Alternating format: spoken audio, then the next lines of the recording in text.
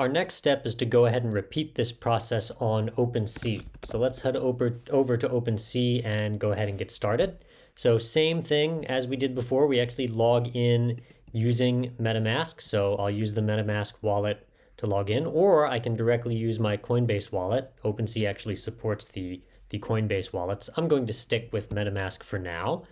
And you can see here, I need to do the same thing I did before. I authorize MetaMask to connect to this new site, and then we're in our OpenSea account. And of course, there's a create button up here on the upper right hand side. So I go ahead and click on create, and then we'll sign and create new item. And there's a very similar dialog here to the one that we saw on Rarible. So we'll do the same thing this time with a different picture. So it looks like I can upload images, video, audio, or even 3D models. It looks like they support some 3D model formats like GLTF, which is really cool. So if I had a whole 3D model I wanted to upload, I could actually do that in here. So OpenSea has a couple more options than Rarible does. And this time we'll go with my chocolate donut, and I'll call it Chocolatey Goodness. Chocolatey Goodness seems like a good name. So good, you could almost, or so good, it's almost real. We'll put that in as the description. I will not add it to any particular collection. I don't need to add any properties or levels or stats or any of this other stuff. These are just sort of additional data that you can associate with NFTs on OpenSea. Again, you can add unlockable content, which I won't do. And another feature of OpenSea, it's a slightly more open marketplace than Rarible is, in the sense that you can put up really almost anything you want.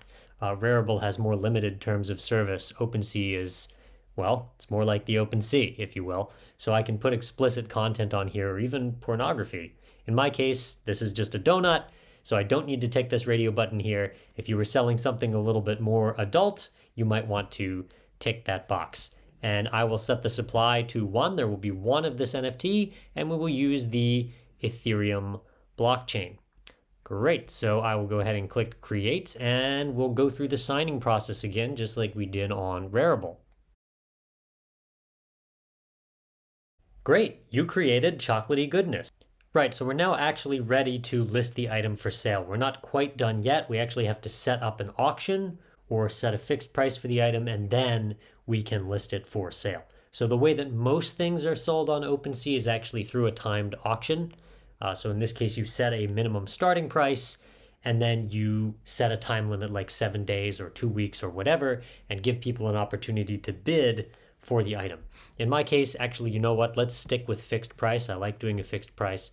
You'll also notice there's a slight difference between timed auctions and fixed price sales, in that the currency that's used seems to be different. So what's going on with that?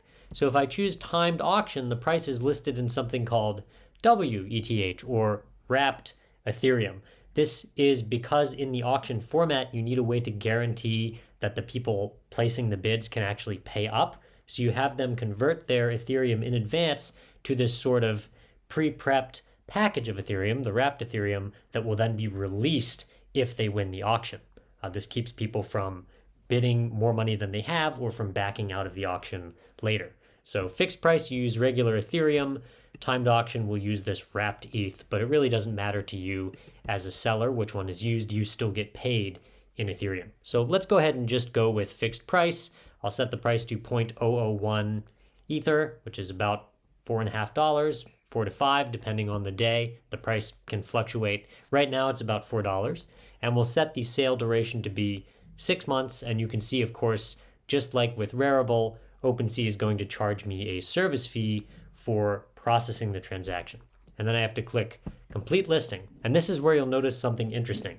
So if I want to complete the listing, I have to initialize my wallet. So this is something OpenSea makes you do if you're a new member. You have to actually attach your MetaMask wallet to OpenSea by paying a gas fee. A gas fee is a kind of a processing fee for binding the wallet to your OpenSea account. And at the time that I'm making this video, I don't have any money in my wallet. So I'm actually not going to be able to do this. You can see that the fee is actually pretty high. It looks like it's around $20 right now. So the fee to get your wallet associated is a little bit high. Gas fees are based on the number of transactions that are happening on the Ethereum blockchain.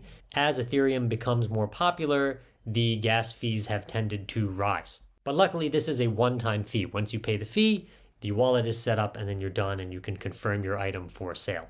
So at this point, if I wanted to finish this listing, I would now have to go ahead and pay this gas fee. I'd have to pay to have my wallet associated with OpenSea. So let's go over to Coinbase and see if we can actually add some money to the MetaMask wallet.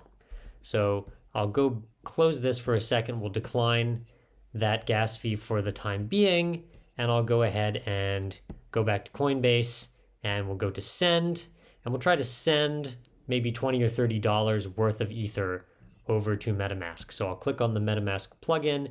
This big number up here, that is my wallet ID. That's what I need. So I actually want to go ahead and plug that in here and then pay with Ethereum, and we will send maybe $30. And you can see right away that some of the money I've added, because it was added recently, is actually on hold. So Coinbase isn't going to let me send anything until the money clears from my bank, which could take a couple of days. So be aware that if you're planning to sell some NFTs, you need to get your Ethereum ready in advance. You need to make sure you have Ether sitting in a wallet ready to go in advance. Otherwise, you could have a problem like what I'm having right now, where I actually cannot send the funds from Coinbase to MetaMask, and therefore I can't list my item. So just make sure you're doing the sign up for the crypto exchange and for the wallets as far in advance of posting your NFT as you can. Don't worry if you end up in the same situation I'm in, where you don't have any Ethereum that you can actually send to MetaMask. You can leave your item sitting in your OpenSea account, so it's not going to go anywhere. If I go over to my collections, you'll see that Untitled Collection is sitting here, and once I have enough money to pay the gas fees, I'll just go ahead and set up the transaction, bind my wallet, and then I'll be done, and the item will be for sale on the OpenSea marketplace. And that's it. That's how you make NFTs.